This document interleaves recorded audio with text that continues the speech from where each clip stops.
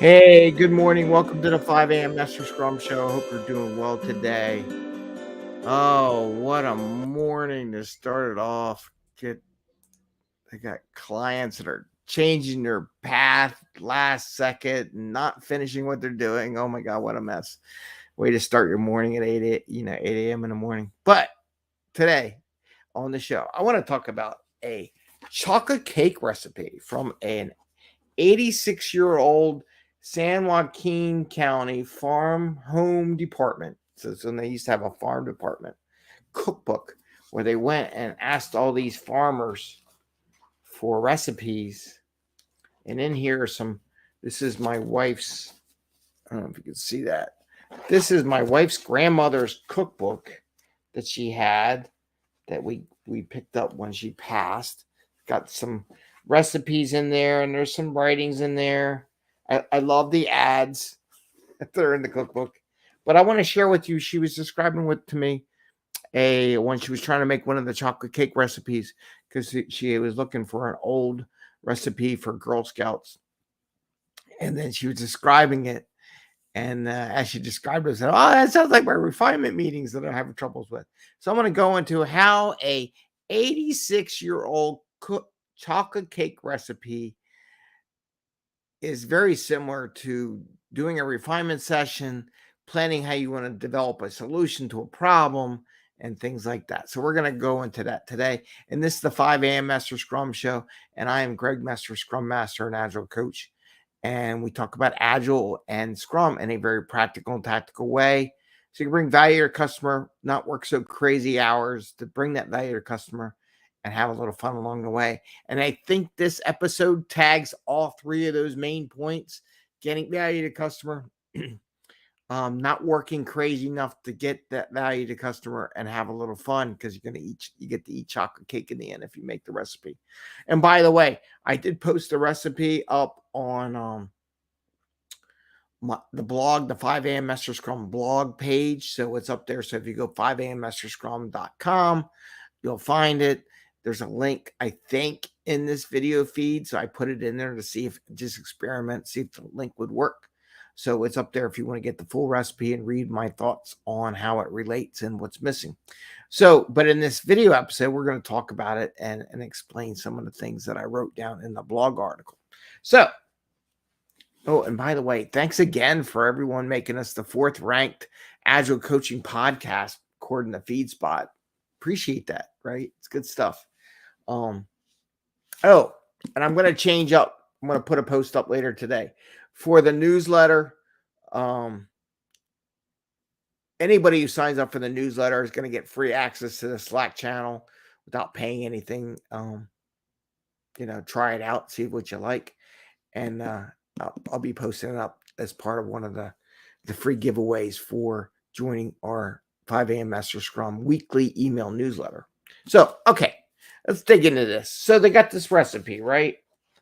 So my wife is telling me, she's like, if I didn't read the whole recipe, I would have messed up. And I'm going to read a little bit of it. It's this, which one I think she did. Well, I don't know. There are all so many. There's like a Gladys chocolate cake recipe. There's chocolate fudge cake. There's chocolate cake. There's chocolate nut fudge cake. There's chocolate peanut cake. There's chocolate sponge cake. So there's lots of options here, right? So one of the things that you can get from a refinement perspective, your customer might say they want chocolate fudge cake, right? But they didn't know that they had all these other options. So one of the parts in the refinement session is you kind of have a conversation.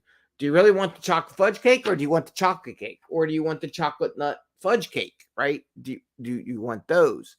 And having those refinement sessions is good to talk about that. Now, when she was getting ready to do this, one of the things I see with a lot of Scrum teams in general, refinement sessions, people writing requirements, digging into it, coming up with solutions, is they take on the very first requirement and don't look at the big picture. And that's where my wife said, if I didn't read the whole recipe, I would have missed a bunch of stuff. So rather than saying, so in this one, let's just pick. It doesn't really matter which one. They all do the same thing. Is this the one I want? Yeah, beating eggs. Okay, yeah, let's do this. Let's do the simple chocolate fudge cake recipe. So in there it says a couple teaspoons of shortening. Oh, and by the way, there's other recipes that don't have any shortening in it and just have flour or buttermilk or sour milk or something like that. So if you don't want shortening, there's other options, right? So this is where it can help you identify stuff.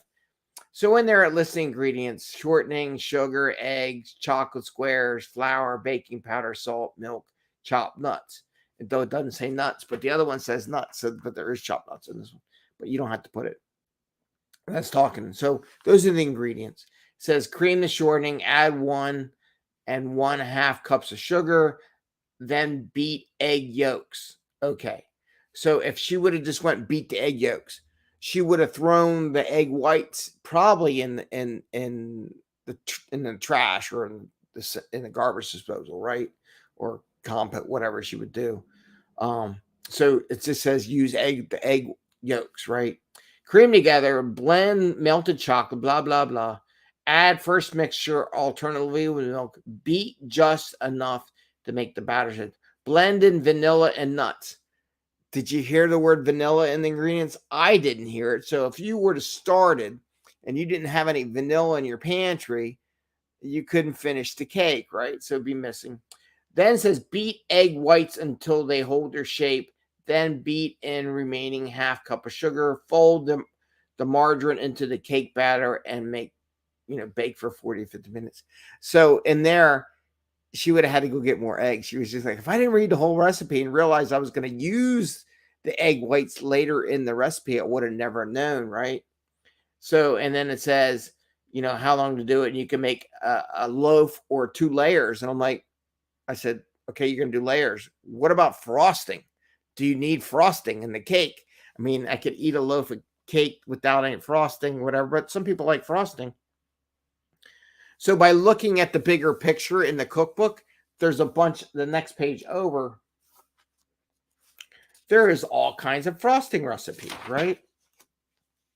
There is, there's rolls, there's malt cake, there's malted milk frosting, cream chocolate frosting.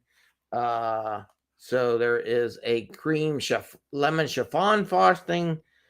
There's just all kinds of frosting. I saw a peanut butter on another recipe. Like here's a peanut cream frosting. So if you didn't look around at the other requirements related to the epic, which is the big story, you wouldn't have those answers and you'd be waiting to find stuff out. But if you look around and read all the requirements before you start getting into making or solutionizing, you would have a good picture. Now I mentioned the vanilla, right?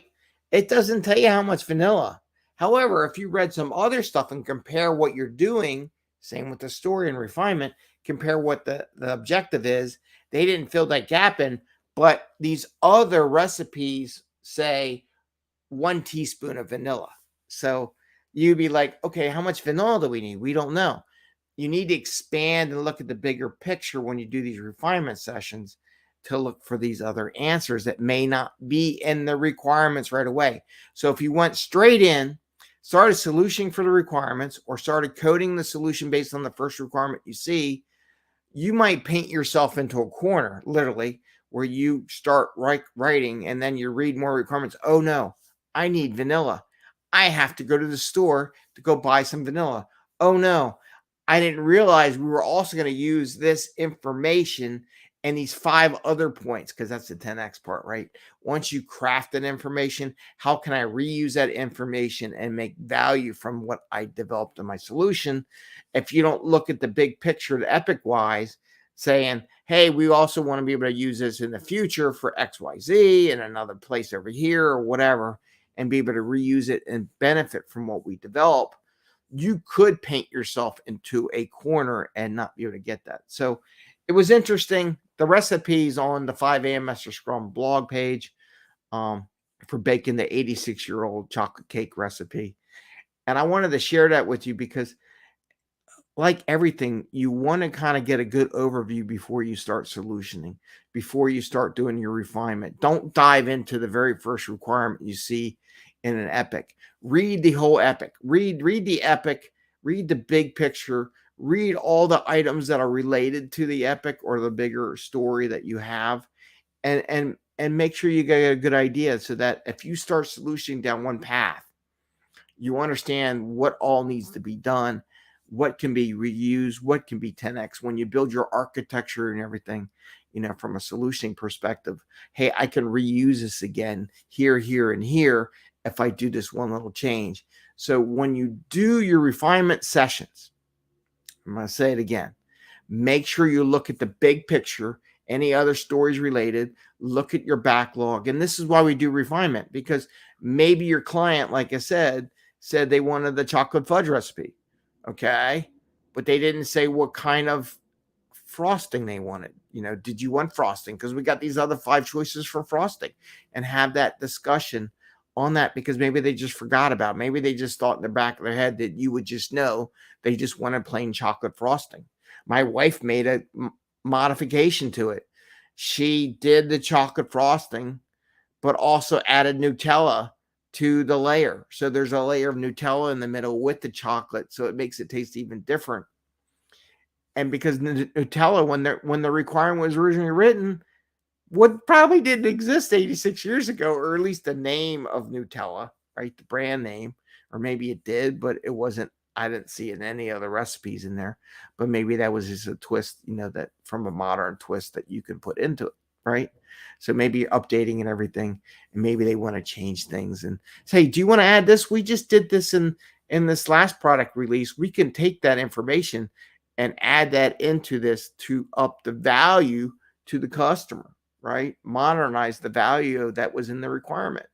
So then we talked about a couple things. This whole cookbook recipe, right? Adding value to customer. Do you really want this chocolate cake, or there's other chocolate cakes that you might want? Do they want frosting in that chocolate cake, right? That was not clear. So you're making sure you're getting the right value. Otherwise, it'd be a layer. Can you imagine a layer cake? I'm like, why would you make a layer cake if you're not making frosting? Because there was no frosting called out in the recipe. I'm like, why would you just? But they gave you the option to pick different frostings, and you have to be realistic by looking at the cookbook. Oh wow, there's 10 different frostings I can put in between here. I can experiment with those frostings, see what, like it did A/B testing, right? Which frosting in this chocolate cake does the client like more? I'll make one with one frosting. I'll make one with another frosting. You tell me what you like. So those are the kind of things from a value perspective to the customer. Same thing with refinement. Is this what they want? Do they want this option? Do you want to be able to use this again? Now here comes the use it again part. Reducing work. Couple things. The not having the vanilla, right? If we started working and didn't have a vanilla pantry, we would have to stop working and get going. How many times you sit in a refinement session or in the middle of a sprint, they start working and realize we don't have an answer to this question. It in the recipe, it said vanilla, but it didn't say in the ingredients vanilla at all. So we didn't get it. And it didn't tell us how much to use. So part of the refinement session is looking for those little things that you mentioned this, but you didn't mention what you want. Oh yeah, I want vanilla. Make sure the vanilla is in the ingredients and oh yeah, I know. I forgot. I wanted to put this dashboard or this chart for the client to see. I forgot, but please make sure it was there. So I just assumed that you knew because of all the other cakes or whatever. And then also think about from a time perspective, like I said, do you paint yourself in a corner where you go down a solution path that's going to cause you to rework everything? So that's saving you time. And in the end, we're making chocolate cake. You get to eat it. It's fun. It's a really old recipe. It was actually pretty good. I'm not so much on the Nutella as my family was and the peanut butter frosting, but with it, I would really like to try the chocolate cake with the chocolate frosting and try that. So I might make that for my refinement team. So feel free to share this observation with your team, and maybe I'm going to try to bake a cake. They all might die, and bring it into the next sprint planning session so they can all try some of this 86-year-old chocolate cake. And with that, I want to wish you the best. Again, thank everyone for making us the 4th ranked podcast for Agile coaching. Appreciate it. And again, I'm going to put something out there for the mailing list where anybody who signs up for the mailing list is automatically going to get free access to our Slack channel where you can exchange. And I just want to say one thing about the recycle. It's about what you put in is what you get. For a lot of the Slack channel people, a lot of people didn't put in stuff, so they get nothing out of it, right? So it's an interchange. Otherwise, it's just me posting, and that's just boring. I got lots of stuff I'm always sharing with people, but it's always fun when you have other Scrum Masters, other Agile coaches sharing in the Slack channel. So, but I'm going to offer that out. It's going to be free again for anybody who joins the mailing list. You'll get free access. It'll take me a little bit time to take your email address and put it in the Slack and get the invite because I don't have it, automatically set up for some kind of automation practice, but I will invite you and make sure it's something you want to. With that, happy scrumming. Enjoy the day. Tomorrow's Fun Friday where we do a fortune cookie and talk about some fun stuff. Maybe making chocolate cakes on a Wednesday or something is a fun thing to do. So take care. Have a great day. See you tomorrow and have fun.